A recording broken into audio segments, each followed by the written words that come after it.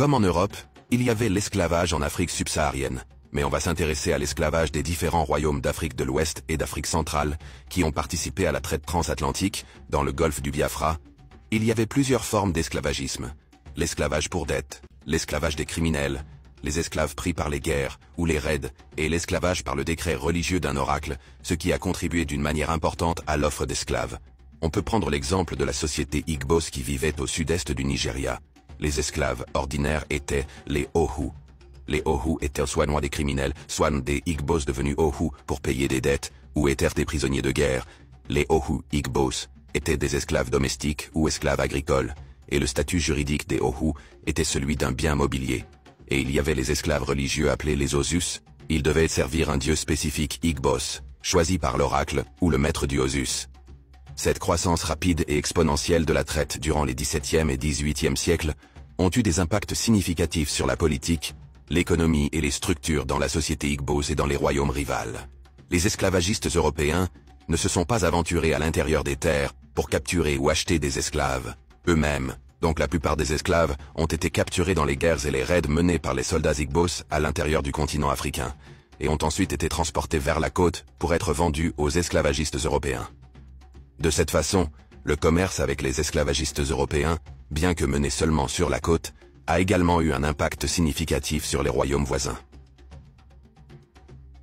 Dans le golfe du Bénin, il y avait des royaumes africains qui vendaient seulement les prisonniers de guerre en particulier, les royaumes centralisés comme les royaumes côtiers, qui cherchaient des moyens de contrôler le commerce des esclaves, afin de maximiser leurs propres profits.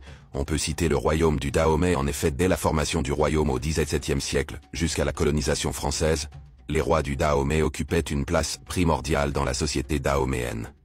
La traite des esclaves fut pour eux le moyen d'affirmer leur autorité. Les rois dahoméens avaient bien compris les avantages que pouvait rapporter leur traite d'esclaves avec les esclavagistes européens. Mais les premières années d'existence du royaume du Dahomey étaient essentiellement confinées à l'intérieur du continent africain et n'avaient non pas de débouchés sur la mer, mais étaient déjà dans la traite d'esclaves vers la fin du XVIIe siècle. Et au début du XVIIIe siècle, à cette époque le roi dahoméen Houessou Akaba détenait le monopole de la vente des captifs puisqu'il en était le plus grand propriétaire. De 1724 à 1727, le roi dahoméen Agaja colonisa les royaumes d'Alada et de Ouida, procurant ainsi aux Dahomey un accès direct à la mer et au commerce des esclavagistes européens. Ainsi Agaja tenta à ce moment-là de prendre le contrôle complet de la traite. L'esclavagiste anglais William Snelgrave voyagea jusqu'au Dahomey en 1727 afin de négocier le droit de traite et le prix des esclaves, fixés tous les deux par le roi. Dans le golfe du Bénin, il y a eu aussi le royaume Oyo, qui attaquait les royaumes voisins plus faibles, et attaquait aussi le royaume du Dahomey pour les esclaves. L'empire d'Oyo fournissait encore plus d'esclaves que le royaume du Dahomey.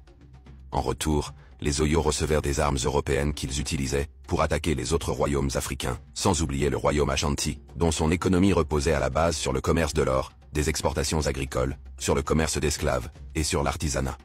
Cependant, la traite transatlantique devient progressivement majoritaire, appuyée par des opérations militaires Ashanti, permettant de se procurer des captifs dans la région. En Afrique centrale, la première trajectoire des esclaves connue est celle qui partait de Mbanza Congo, la capitale du royaume Congo à Mpinda. Son port était utilisé dès 1491, avec les premiers voyages des explorateurs portugais au Congo, avec l'arrivée des autres puissances esclavagistes européennes, comme les Anglais, les Français et les Néerlandais. La traite transatlantique s'amplifiait, en diversifiant les sources d'approvisionnement, et étendre de ce fait les routes commerciales au-delà du royaume Congo. Mbanza Congo, la capitale du royaume Congo, était le carrefour des trajectoires de conduite des captifs vers la côte, durant les premières décennies du commerce d'esclaves. À partir de 1630, le royaume de Loango, un vassal du royaume Congo, ouvre ses côtes aux trafiquants d'esclaves européens de toutes les nations, en commençant avec les Néerlandais, qui débutaient la traite transatlantique. Conclusion.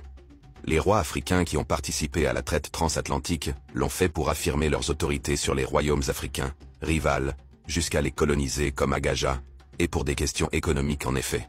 Plus ils vendèrent des esclaves aux esclavagistes européens, plus les royaumes africains recevèrent des armes pour combattre ou coloniser d'autres royaumes africains, ce qui permit aux royaumes africains plus puissants d'accroître leur puissance sur les royaumes africains plus faibles. Aimez, partagez, et mettez un commentaire. Suivez-moi pour plus d'histoires sur les différentes communautés des Antilles.